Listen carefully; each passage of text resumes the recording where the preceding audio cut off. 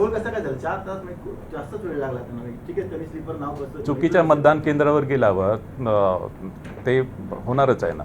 शाही किती विषय येतोय शाहीचा, राजकीय नेते आरोप करतायत आणि अनेक ठिकाणी स्वतः वेगवेगळे लोक सुद्धा टाकतायत शाहीच्या संदर्भात.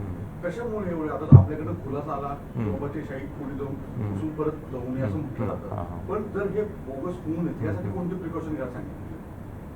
बोगस होऊ नये म्हणून प्रिकॉशन आहेच आणि त्या रेग्युलर आहेत. आता मतदान प्रतिनिधी मतदान केंद्रामध्ये आहेत. मतदान प्रतिनिधी त्या प्रभागामधले राहणारेच आहेत, ते कुठल्या दुसरीकडे राहणारे नाहीत. आणि असा बोगस वोटर जर आला तर त्यांनी ऑब्जेक्शन घ्यायला पाहिजे ताबडतोब. आणि त्यांनी ऑब्जेक्शन घेतल्यानंतर प्रिसाइडिंग ऑफिसरला अधिकार आहे आणि तो बोगस आणि तोताया मतदार जर आढळला तर त्याच्याविरुद्ध गुन्हा दाखल होईल.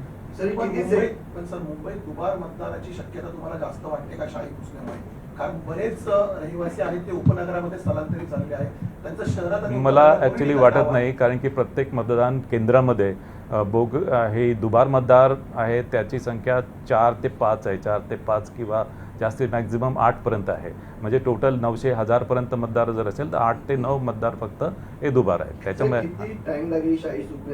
10 ते 12 सेकंड लागतो. 10 ते 12 सेकंड जाणार नाही. मार्कर कुठल्या कंपनीकडून तयार करून?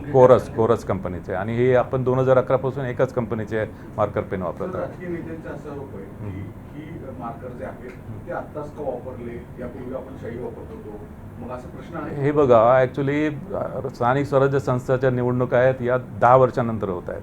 त्याच्यामुळे या निवडणुकामध्ये काय पद्धत आहे, कुठल्या प्रकारची सिस्टीम आहे, अनेक ठिकाणी आता 4 एका वार्डमधून 4 निवडून द्यायचे. त्याच्यामुळे मध्ये सुद्धा मतदारांना संभ्रम आहे. याच्यामध्ये आम्ही ॲनिमेशन व्हिडिओ पण तयार केले. मतदारांना किती मतं द्यायची आहेत, कशा प्रकारे द्यायची आहेत, कुठल्या मतपत्रिकेचा कलर कोणता कोणता आहे. पण आता याच्यामध्ये काही मतदारांनी ते बघितले नसतं, तर त्याच्यामुळे त्यांचा थोडं गोंधळ उडतो आल्यानंतर. निवडणूक आयोगाला थेट किंवा महापालिका आयुक्तांना थेट अशा स्वरूपामध्ये म्हणजे गुन्हेगार स्वरूपातच गृहीत धरले. उद्धव ठाकरेंचं म्हणणं आहे की थेट तुमच्यावर कारवाई करावी. राज्य निवडणूक आयोग हे सॉफ्ट टार्गेट केलं जाते. ॲक्च्युली सर्वच गोष्टीसाठी राज्य निवडणूक आयोग जबाबदार नाही.